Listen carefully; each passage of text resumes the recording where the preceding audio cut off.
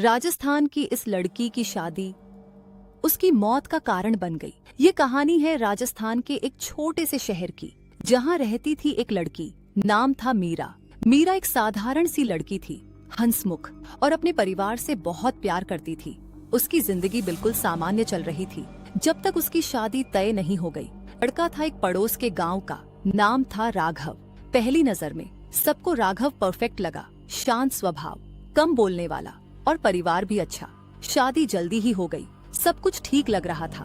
लेकिन मीरा ने शादी के कुछ दिन बाद ही कुछ अजीब नोटिस करना शुरू किया। राघव रात को अक्सर गायब हो जाता था, बिना किसी को बताए, और सुबह वापस आ जाता। जब मीरा ने पूछा तो वह बस इतना कहता, तुम्हें हर बात जानने की जरूरत नहीं है। उसकी आंखों में एक अजीब सी ठंडक थी, जैसे कोई भावना ही नहीं हो। पहले मीरा ने इग्नोर किया, सोचा नई जगह है, आदत हो जाएगी। लेकिन बात यही नहीं रुकी। रात को उसे अक्सर नींद में आवाज आती, जैसे कोई धीरे धीरे मंत्र पढ़ रहा हो। एक रात उसने हिम्मत करके राघव का पीछा किया। वह घर के पीछे वाले पुराने हिस्से में गया, जहाँ कोई कभी नहीं जाता था। मीरा धीरे से उसके पीछे गई और जो उसने देखा उसने उसकी जिंदगी बदल दी। राघव जमीन पर बैठा था, उसके आसपास अजीब निशान बने हुए थे, कुछ काला सा सामान और बीच में जलती हुई अगरबत्ती। वह धीरे धीरे कुछ पढ़ रहा था, ऐसी भाषा में जो मीरा ने कभी नहीं सुनी थी। उसकी आवाज सामान्य नहीं थी, गहरी और भारी। मीरा डर गई। उसने पीछे हटना चाहा, पर उसका पैर किसी चीज से टकरा गया। आवाज हो गई। राघव तुरंत रुक गया और धीरे से अपना सिर घुमाया, सीधा मीरा की तरफ। उसकी आंखें बिल्कुल काली थीं। तुम्हें यहाँ नहीं आना चाहिए था, उसने धीरे से कहा। उस रात के बाद मीरा बिल्कुल बदल गई। वह चुप रहने लगी, डरने लगी और अकेली नहीं रहती थी। उसने अपने घर वालों को बताया, पर किसी ने यकीन नहीं किया।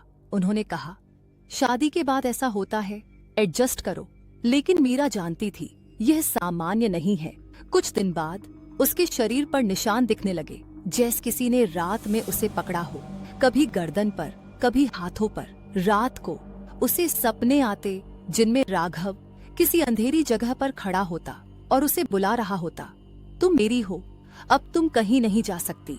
मीरा की तबीयत खराब होने लगी, वह कमजोर होती गई और सबसे डरावनी बात उसने एक दिन कहा, वह मुझे किसी चीज के लिए तैयार कर रहा है। घर वाले डर गए। उन्होंने राघव से बात की, पर उसने सब मना कर दिया। उसने कहा, यह सब इसके दिमाग का वहम है। लेकिन सच कुछ और ही था। एक रात मीरा की चीखने की आवाज आई, इतनी तेज कि पूरा घर जाग गया। जब लोग उसके कमरे में पहुंचे तो दरवाजा अंदर से बंद था। जब दरवाजा तोड़ा गया तो जो दृश्य था वह आज तक किसी ने नहीं भुलाया। मीरा जमीन पर पड़ी थी, उसकी आंखें खुली हुई थीं और चेहरे पर डर जम गया था। उसके आसपास वही अजीब निशान बने हुए थे जो राघव के कमरे में थे, और राघव वहाँ नहीं था। उस रात के बाद राघव कभी नहीं मिला। पुलिस केस हुआ, जांच हुई, पर कोई पुख्ता सबूत नहीं मिला। केस धीरे धीरे बंद हो गया। लेकिन कुछ महीनों बाद एक शोधकर्ता ने उस जगह पर अध्ययन किया और जो उसने बताया वह और भी डरावना था।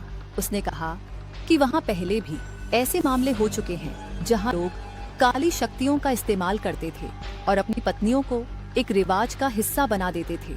मीरा भी शायद उसी का शिकार बनी। उसकी मौत सामान्य नहीं थी, वह एक बलि थी।